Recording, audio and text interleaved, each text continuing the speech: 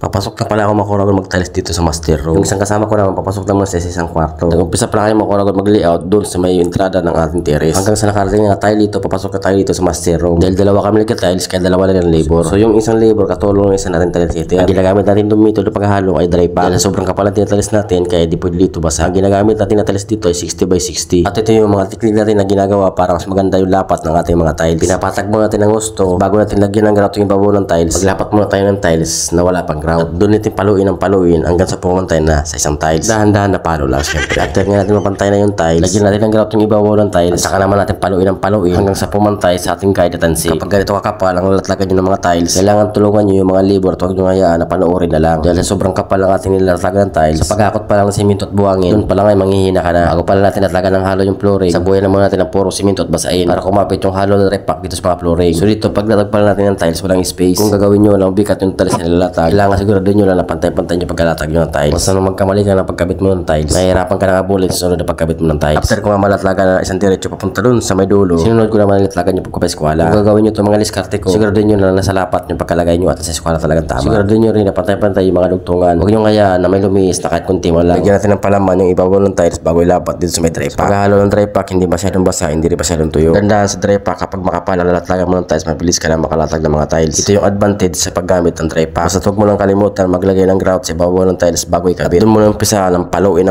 ng rubber mallet. Sa paggamit naman ng rubber mallet, kailangan alam mo rin kung anong mga part dapat mong paluin para bumaon yung tiles. Hindi yung palo dito, palo doon ang kalalabasan. Pangit dito, pangit doon, bukol dito, bukol doon. Kapag ginampanan mo lang yung pagiging tiles sitter, kailangan alamin mo muna kung anong tamang pagpapalo ng mga tiles. Gamit ang rubber mallet ni Thor. Aro. Itong ginagamit ko pala itong rubber mallet, napakatagal to sa akin. Oo, alam ko, hindi nyo tinatanong. Sorry.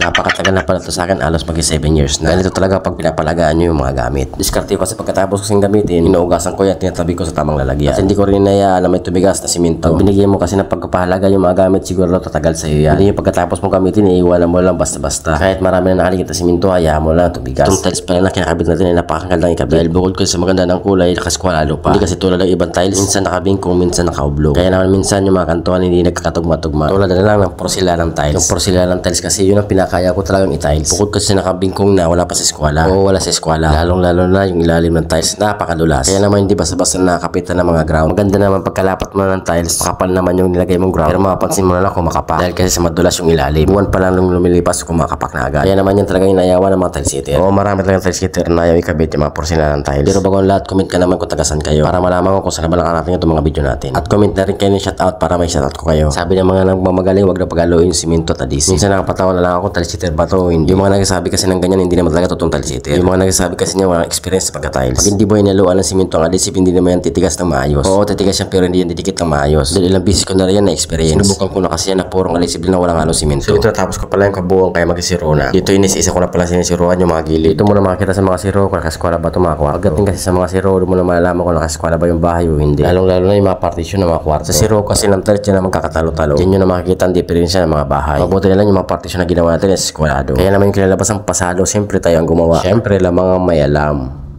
Maoragon tapos na natin tiles yung kabuuan ng kwarto.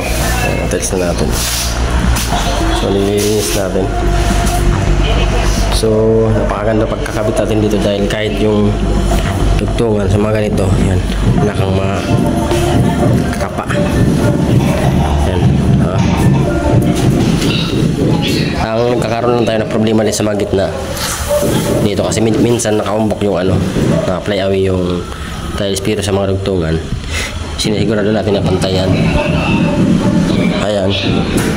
Tulad dito. Ayan. O, may konti siyang pero dito sa mga dugtungan na to maganda. Sinaayos na. Napakaganda na pagka-tiles natin.